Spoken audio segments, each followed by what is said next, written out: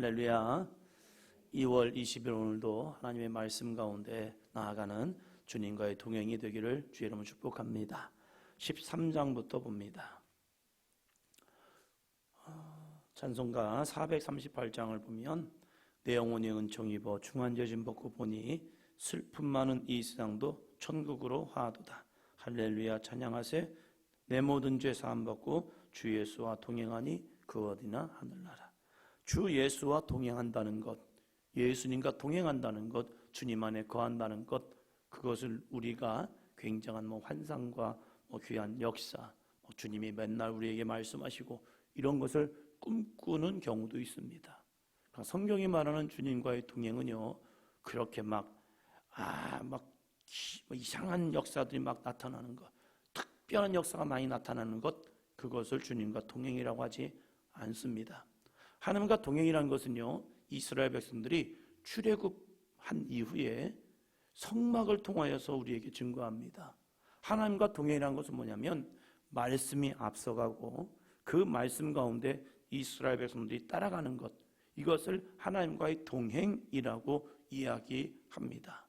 오늘 말씀도 마찬가지입니다.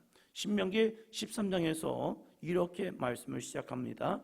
1절, 2절입니다. 너희 중에 선지자나 꿈꾸는 자가 일어나서 이적과 기사를 내게 보이고 그가 내게 말한 그 이적과 기사가 이루어지고 너희가 알지 못하던 다른 신들을 우리가 따라 섬기자고 말할지라도. 아멘. 선지자나 꿈꾸는 자, 이 사람들이 이적과 기사를 보여줍니다.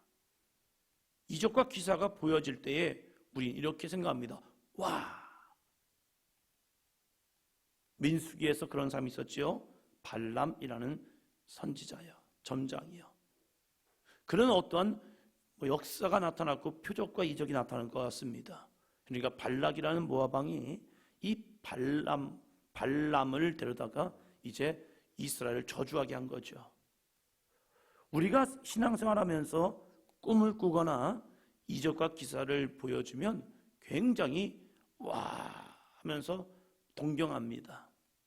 그런데 이 꿈꾸는 것과 선지자, 이적과 기사를 보이는 것보다 더 중요한 게 있다는 겁니다. 3절 봅니다. 너는 그 선지자나 꿈꾸는 자의 말을 청종하지 말라. 이는 너희의 하나님 여호와께서 너희가 마음을 다하고 뜻을 다하여 너희의 하나님 여호와를 사랑하는 여부를 알려하사 너희를 시험하심이니라. 아멘. 선지자나 꿈꾸는 자의 말을 청종하지 말라, 듣지 말라는 거예요. 귀 기울이지 말라는 겁니다. 그리고 뜻을 다하여 마음을 다하고 뜻을 다하여 너희 하나님 여호와를 사랑하는 여부를 알려하사 너희를 시험하십니다. 이렇게 얘기하고 있는 겁니다. 우리는 이런 것을 보면 굉장히 마음에 끌린다니까요. 왜요? 이것이 영적이다라는 생각이 들기 때문에요. 그래서 우리 가운데 누가 꿈을 꾸었다, 뭐가 보았다, 이런 역사 나타났다면요, 와 좋겠다. 주여 나에게도요. 이런 얘기를 합니다. 맞아요. 영적 체험은 굉장히 좋은 겁니다. 그러나 영적 체험만이 다가 아니라는 거예요. 영적 체험보다 더 중요한 게 있습니다. 말씀에 순종하는 삶이라는 겁니다. 아무리 영적 체험해도요, 기도할 때 뭘 들었다, 꿈에서 뭘 보았다 해도 말씀에 순종하지 아니하면요, 그 사람은 신앙생활이 아닙니다. 희한한 일이죠. 많이 보고 들어도요, 말씀에 순종하지 아니하면요, 그 사람은요 여전히 그 삶이에요. 그러나 내가 이 눈에 아무 증거 아니 배워도 믿음만을 가지고서 말씀에 순종하면요, 그 사람에게는요 역사가 나타납니다. 신앙생활하면서 천사를 보고 이 여러 기적을 경험하고 주님을 만나고 그리고 천국과 지옥을 봤다 할지라도 말씀에 순종하지 않으면요 지옥을 향해 갑니다. 그것이 무엇입니까? 너희의 하나님 여호와를 사랑하는 여부를 알려하사 너희를 시험하심이라는 거예요. 이러한 영적인 것만 추구하잖아요. 그러면 시험에 빠집니다. 어떤 시험이요? 자기 혼자 신령합니다. 그리고 자기가 영적으로 굉장히 우월한 것처럼 착각합니다. 그래서 자기만의 신앙에 빠지게 됩니다. 그리고 거기에 내가 듣고 본 것이 말씀보다 앞서기 시작합니다. 그래서 하나님의 말씀은 우리를 이렇게 인도하지만 내가 본 것 들은 것이 더 우선이 되어서 빠져버립니다. 이 사람을 이렇게 말합니다. 한번 따라합니다. 신비주의자. 신비로운 것만 찾아가는 신비주의가 되어버린 거예요. 아무리 하나님의 말씀을 가지고 이야기해도요, 당신 틀렸대요. 그러면서 이렇게 말합니다. 보았습니까? 들었습니까? 저는 들었거든요. 그래서 말씀보다 내가 본 게 앞서기 시작하는 거예요. 그것이 무엇입니까? 사단이 주는 교만입니다. 사단은 우리에게 이러한 막 신비로운 것을 경험하게 함을 통하여서 말씀을 벗어나게 만들어요. 아담은 하와는 보았거든요. 들었거든요. 그래서 미혹된 거예요. 우리는 본 것보다 들은 것보다 더 중요한 것은 하나님의 말씀을 청종하는 겁니다. 4절이요. 중요합니다. 너희는 너희의 하나님 여호와를 따르며 그를 경외하며 그의 명령을 지키며 그의 목소리를 청종하며 그를 섬기며 그를 의지하며 할렐루야. 너희 하나님 여호와를 따르며 그를 경외하라. 이렇게 말씀하고 있습니다. 이 신명기를 통하여서 계속적으로 우리에게 증거하는 말씀은요, 바로 이러한 부분입니다. 우리가 어떻게 여호와의 말씀을 지켜 행할 것인가. 10장입니다. 10장 12절입니다. 10장 12절. 이스라엘아, 내 하나님 여호와께서 내게 요구하는 것이 무엇이냐? 곧 내 하나님 여호와를 경외하여 그의 모든 도를 행하고 그를 사랑하며 마음을 다하고 뜻을 다하여 내 하나님 여호와를 섬기고. 아멘. 하나님께서 우리에게 요구하시는 것, 너 신비를 경험해야 해. 신비로운 체험을 해야 해. 너 신비로운 역사를 나타내야 해. 이렇게 얘기하지 않습니다. 그것은 영적 체험이라는 것은 특별한 은혜이기도 해요. 그것을 무시하는 게 아닙니다. 정말로 귀한 겁니다. 그러나 그것보다 더 앞서야 할 것, 누구나에게 주어지는 하나님의 은혜, 그 하나님의 은혜만으로 족한 것이 무엇이냐면 내 하나님 여호와께서 내게 요구하시는 것, 그것이 무엇입니까? 내 하나님 여호와를 경외하여 그의 모든 도를 행하고 그를 사랑하며 마음을 다하고 뜻을 다하여 내 하나님 여호와를 섬기는 것. 할렐루야. 이건요, 내 믿음의 결단만 있다면 누구나 할 수 있는 겁니다. 내 믿음의 결단만 있다면 신비로운 체험이 있다 하지 않을지라도 이건 다 할 수 있는 거예요. 그런데 이것을 우리는 이렇게 생각합니다. 별거 아닌 것 같은데, 이건 그냥 누구나 하니까 아무것도 아닌 것 같아요. 아니요, 하나님은 누구나 할 수 있는 것을 통해서 하나님을 바라보게 만듭니다. 그러면서 이렇게 말합니다.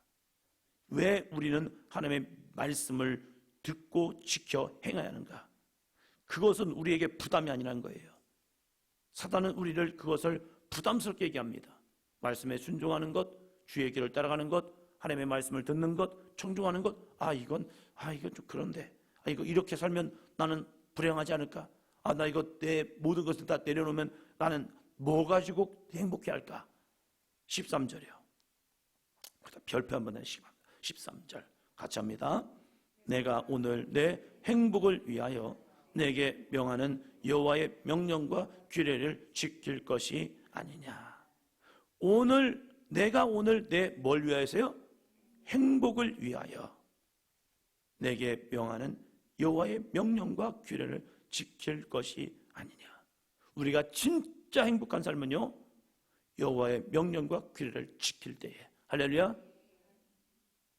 그런데 사단은 우리에게 여호와의 명령과 규례를 거부감스럽게 생각하고 거추장스럽게 생각하고 힘들게 생각하고 어렵게 생각하는 거예요.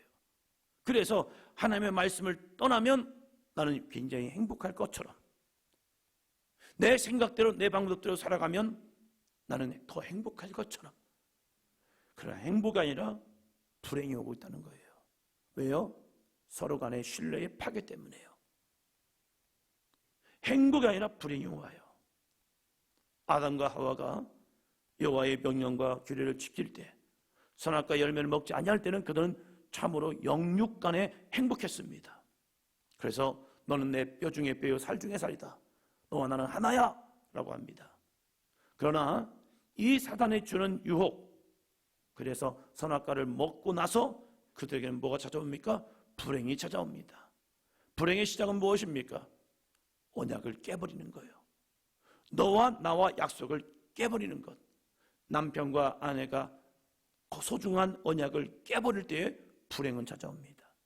부모와 자녀 간의 관계가 깨어지는 일이 생기면요, 그때부터 불행은 시작됩니다. 자녀가 부모의 말에 순종할 때는 정말로 행복한 관계가 됩니다. 그러나 자녀가 부모의 말에 불순종할 때는요, 그때부터 불행은 오기 시작해요. 그래서 모세는 이스라엘 백성들에게 이스라엘아, 너는 행복한 사람이로다. 왜요? 하나님의 말씀에 순종하여 나아갈 때는 그들은 정말로 행복한 삶이었습니다. 하나님이 그들을 책임져 주셨기 때문입니다. 할렐루야. 그러나 그들의 하나님의 말씀에 불순종하여서 나갈 때는요, 수많은 불행이 찾아왔어요. 그것이 저주였습니다. 오늘 나의 삶에 행복이 있다면 그 사람은 하나님의 말씀에 순종하는 사람입니다. 이것을 사도 바울은 주 안에서 항상 기뻐하라. 내가 다시 말하노니 기뻐하라. 아니, 주님 안에 있으면 무엇이 오냐면 내 안에 기쁨이 온다는 거예요. 환경은 변하지 않을 수 있어요. 여전히 내 몸은 병들고 아플 수 있습니다. 그런데 너무나도 신비한 것은요, 내가 주님 안에 있으면 주님이 주시는 은혜의 기쁨이 내 안에 밀려와요. 그래서 내가 주 안에서 기뻐할 수 있습니다. 그 기쁨이 충만하니까 우리는 뭐라고 말합니까? 나는 행복한 사람이라고 말합니다. 어떤 분은 신앙생활 오래 해도 목사님 저는 불행해요. 이것도 없고요, 저것도 없고요, 저것도 없어가지고 불행해요. 늘 나의 삶에는 변화가 없기 때문에 나는 불행해요 라고 하는 사람이 있습니다. 불행한 이유는 외부적 환경이 아니에요. 내가 하나님의 말씀에 지금 뭔가 꼬여있기 때문에, 내가 그 말씀에 뭔가 순종하지 못하는 것이 있기 때문에 내가 지금 불행한 거예요. 내가 여호와의 명령과 규례를 지키면요, 나에게는 행복이 옵니다. 할렐루야. 그것을 11장에서 이렇게 말합니다. 8절, 11장 8절. 그러므로 너희는 내가 오늘 너희에게 명하는 모든 명령을 지키라. 그리하면 너희가 강성할 것이요 너희가 건너가 차지할 땅에 들어가서 그것을 차지할 것이며. 아멘. 우리가 명령을 지켜야 할 이유, 말씀에 순종해야 할 이유, 내가 오늘 너희에게 명하는 모든 명령을 지켜라. 명령이죠. 지켜라. 그리하면 너희가 강성할 것이요 너희가 건너가 차지할 땅에 들어가서 그것을 차지할 것이다. 이렇게 명령합니다. 이스라엘 백성들이 정말로 말씀에 순종할 때는 그들은 세계 모든 민족에 뛰어난 백성이 되었습니다. 그러나 외적으로는 강성하고 있었지만 말씀에 순종하지 않으니까요, 그들은 무너져 버렸습니다. 놀라운 일입니다. 어떻게 저렇게 무너지지? 어떻게 저들이 저렇게 쓰러지지? 어떻게 저렇게 저주가 임하지? 외적으로는 풍성했어요. 그런데 내부적으로 주님을 떠나니까 그들은 무너져 버리는 겁니다. 그래서 이렇게 말합니다. 13절이요. 내가 오늘 너희에게 명하는 내 명령을 너희가 만일 청종하고 너희 하나님 여호와를 사랑하여 마음을 다하고 뜻을 다하여 섬기면. 14절이요. 여호와께서 너희의 땅에 이른 비 늦은 비를 적당한 때에 내리시리니 너희가 곡식과 포도주와 기름을 얻을 것이요. 아멘. 명령을 너희가 만일 청종하고 너희 하나님 여호와를 사랑하여 마음을 다하고 뜻을 다하여 섬기면, 명령을 너희가 만일 청종하고, 청종 무엇입니까? 귀 기울여 듣는 겁니다. 하나님의 말씀을 들을 때는 귀 기울여 들어야 합니다. 집중해서 들어야 합니다. 나에게 주신 말씀으로 들어야 합니다. 듣는다고 다 듣는 게 아니더라고요. 나에게 주시는 말씀으로 들을 때 내가 그것을 내 마음에 새겨요. 나에게 주시는 말씀이 아니라고 생각하면요, 그것은 소음밖에 되지 않습니다. 성경의 말씀은 나에게 주시는 하나님의 말씀이 되어야 합니다. 그래서 주일날 우리가 함께 성경을 읽고 아멘, 나에게 주시는 하나님의 말씀입니다 라고 고백하게 하는 겁니다. 오늘 설교가 나에게 주시는 말씀이 되어야 합니다. 너무 집중하다 보면요, 이거 내 남편이 드려야 하는데, 이거 내 아내가 드려야 하는데, 이거 누가 드려야 하는데, 이렇게 해요. 이것은 어쩌면 그럴 수도 있지만 벗어난 거예요. 가장 중요한 것은 나에게 주시는 하나님의 말씀이 되어야 합니다. 그리고 여호와를 사랑하고 여호와를 섬겨야 합니다. 그러면 그 다음의 역사는 이루어집니다. 하나님의 거룩한 은혜와 복은 분명히 반드시 응답됩니다. 먼저 우리가 여호와의 말씀을 청종하고 여호와를 섬기며 여호와를 사랑할 수 있는 귀한 삶이 되시고, 이러한 가정이 되시고, 이러한 우리 사도행전 교회가 되기를 주의 이름으로 축원합니다.